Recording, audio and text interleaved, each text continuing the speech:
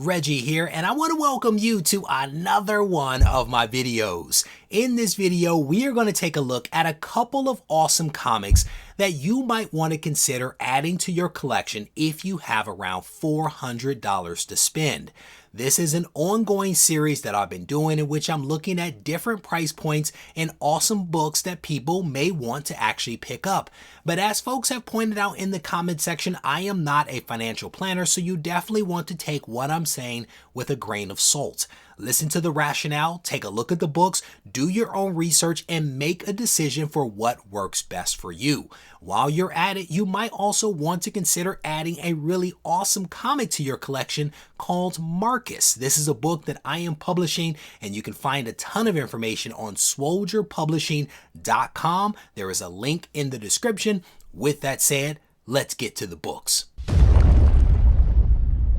All right, let's go ahead and take a look at a couple of examples of books that I would potentially pick up if I had around $400 to spend. And the very first book that I would snag is right here on screen. It is Omega Men issue number 3. And this is a cool book. It is the first appearance of Lobo. It is also the first appearance of Bedlam. Just an awesome book that was published by DC Comics in 1983. Specifically with this book, I would look at the 9.8. I am a fan of 9.8s for modern books. This book isn't terribly expensive, and so again, the 9.8 might be the sweet spot for this one. There are 8,848 universal copies out there graded by CGC, an overall total of 9,400 if you include all of the other labels. The census for the 9.8 is just shy of 3,000 copies, the FMV $300. And when you drill in, this is roughly 33% of the overall universal blue labels that are out there. They come back at a 9.8. So again, if you're going to get this book, I think the 9.8 is where you want to go. Now, what's really interesting here is as you look at the data for the 9.8, you can see that there was a blip.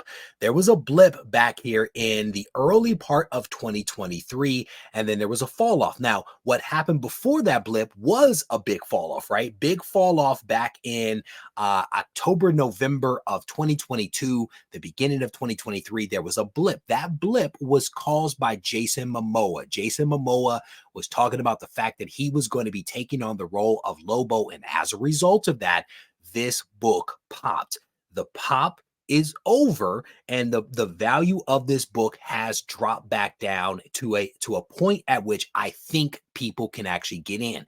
The average 30-day average for this book for this year is $314. The FMV is $300, but then you look at the most recent sale. The most recent sale on 9/24 for this book was $245. Now could be the time to actually get on board with this comic. It is a good book. It is a first appearance. Potentially Jason Momoa will actually be Lobo. And when that happens, if you've picked this book up for less than FMV, you could be in a very good place. You might be a big Lobo fan. You might be reading about Lobo now, and you might just want to get on board. Doing it now is potentially the right time. And again, you can do it for less than $400 because that's the mark that we draw in the sand for this particular video. All right. So let's go ahead and look at another example. This one is actually a Marvel example. This is a Marvel example. This is Uncanny X-Men issue number 129. For this book, for this awesome book, released in 1980, I would look at the 9.4. I would look at the 9.4 for this one, and let me toggle that off. You can see here that there are roughly 6,500 copies of this book universal out there on the census, and 7,300 total out there on the census. But I would look at, again, the 9.4, and you can see here by the graph, the value of this book has fallen off. Back in May of 2021, this book was going for $1,100, and it has been on a decline to the point where it has now reached $340, which happens to be the most recent sale and the 30-day average. The FMV for this book is $400. So again, you're able to pick up a really awesome X-Men book for less than $400. Now, what makes this an awesome book? If you scroll back up here to the top, this book has a lot going for it, right? It is the first appearance of Kitty Pryde, the first appearance of Emma Frost, the first appearance of Sebastian Shaw, the first appearance of the Hellfire Club. It is also where the Dark Phoenix saga begins, and you can get all of that for less than $340. The X-Men are coming to the MCU. This is a good book potentially because the Hellfire Club is it's a great, story arc, right? The Dark Phoenix saga, potentially they will look at that, maybe not, hopefully not. There's so many other great stories to look at. But Kitty Pryde, a fan favorite. Emma Frost, fan favorite. I dig Sebastian Shaw. So we'll see. And it's also a really cool cover, right? There is no doubt about it. Some John Byrne action going on with this one. This is a solid book to pick up. Now, the other thing I'll mention here is that if you have more money, if you have more money than $400, you may say, hey, I want to go a little bit higher. I want to get a 9.6, or maybe you're feeling frisky and you want the 9.8. Get after it. Maybe you don't have $400.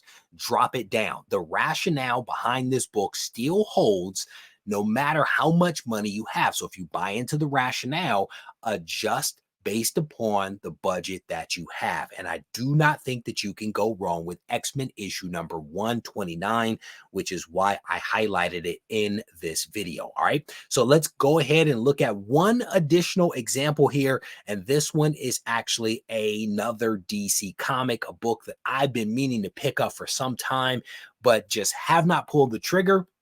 Superman's pal, Jimmy Olsen, issue number 134. This is a little bit of a controversial comic.